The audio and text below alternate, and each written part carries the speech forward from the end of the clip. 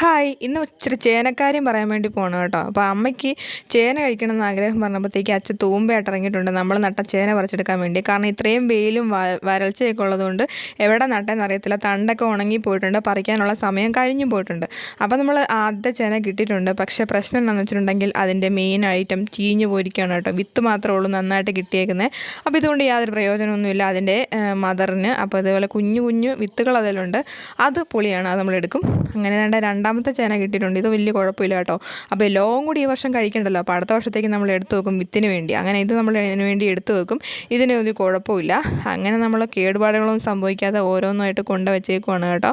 അതിൽ നിന്ന് അമ്മ പുഴുങ്ങിയെടുക്കാൻ വേണ്ടിയുള്ളതിൻ്റെ വിത്തൊക്കെ പറിച്ചെടുത്തിട്ടുണ്ട്. അതിൽ നിന്ന് ഇതിന് ഭയങ്കര ടേസ്റ്റാണെന്നാണ് അമ്മ പറയുന്നത് കേട്ടോ.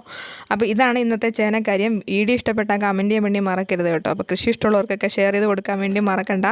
അപ്പോൾ നമ്മൾ ചേന പുഴുങ്ങി കഴിക്കാൻ വേണ്ടി പോകണം കേട്ടോ. ടാറ്റാ.